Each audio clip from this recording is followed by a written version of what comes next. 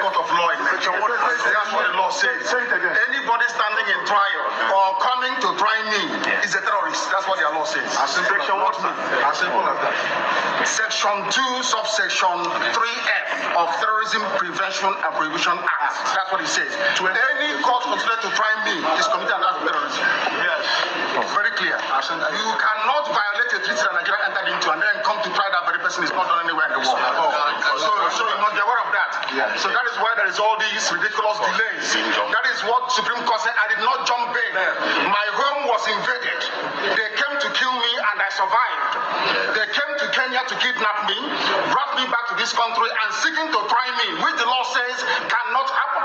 You cannot violate a treaty that Nigeria entered into and then hope to stand on that illegality to conduct a trial is not done anywhere in the world. I'm happy in my case. Nobody has, there's no exception. No exception whatsoever. That's what the law says.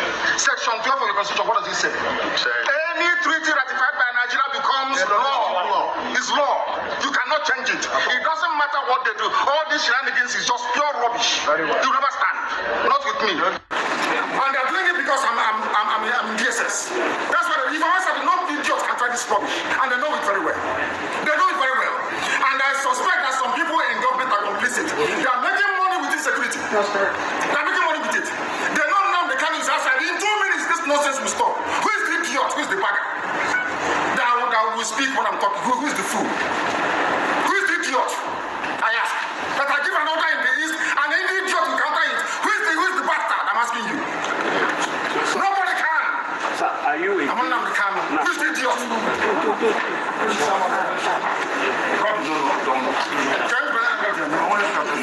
What is it? Can you tell us the ongoing killings in the east in the name of IPOB?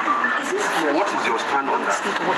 Anybody involved in any form of violence or insecurity in the southeast in the name of IPOB and the north. Let me come out of this nonsense, this mess. 2 minutes only. Only 2 minutes, I guarantee you. And there'll be peace in the east.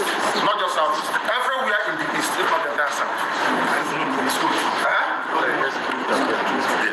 Calling on the Attorney General, we are calling on the President of the Federal Republic of Nigeria, who is a Democrat by all standard, not to follow the steps laid down by General Muhammad Buhari that has tied Nigeria down to where we are today. We believe that Bola Ahmed Tinubu will do better. We believe that Bola Ahmed Tinubu, who is a Democrat, who has fought for democracy, who had gone in exile because of democracy, will do the proper thing by releasing Mazen Nnamdi Kanu. If he had been properly briefed, I'm sure by now all these issues would have been settled. So those looking for judgments of courts on behalf of Mazen Nnamdi Kanu, this is the judgment. All the judgments are here. So I can wear insecurity. Insecurity, you are the only person that can address it. From my own assessment, I may be wrong. I'm telling you. That's the only person. Even though that thing has failed. I don't say. So it requires your force of character. But I told them, yeah, you've done that so many times. There will be no insecurity when I'm out of this place. Can deny that. No insecurity whatsoever. I condemn any manner of killing. The soldiers, every manner of killing I condemn in its entirety. I want to understand that. Because IPOB was founded on a non-violent principle. And we maintain that up until this very day.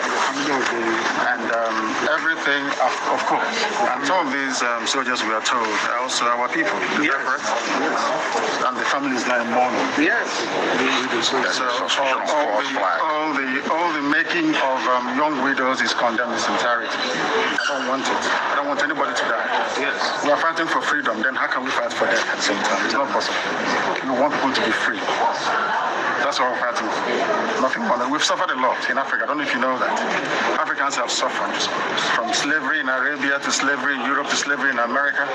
So I think we should focus our time and devote it towards making sure that this continent stands up to what God promised it is going to be. Thank you. That's why we're doing what we are doing. Not the truncated version, but the whole thing.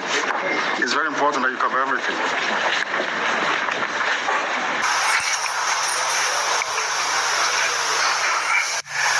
The first primary work of government is security of life and property.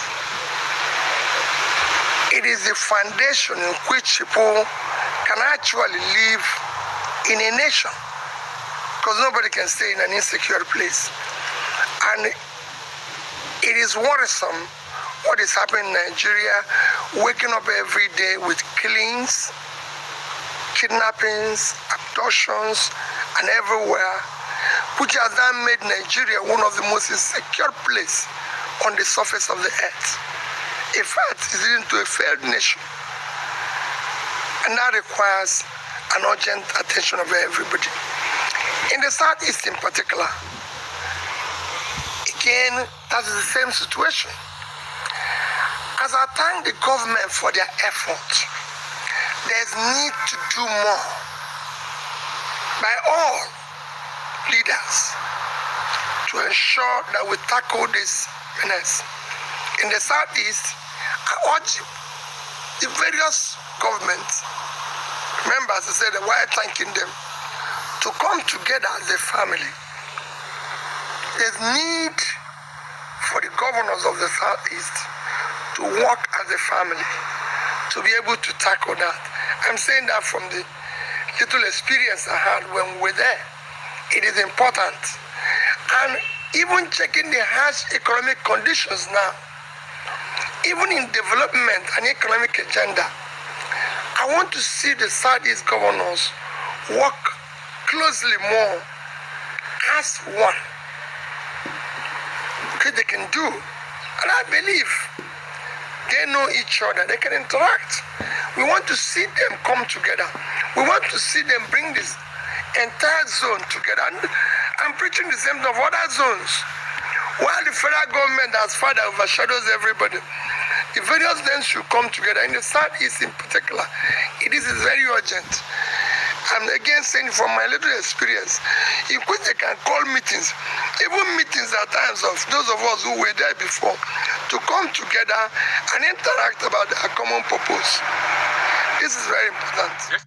I don't see anything why his continued detention, quite frankly, especially as the law, the courts have granted him bail. Government must obey the law.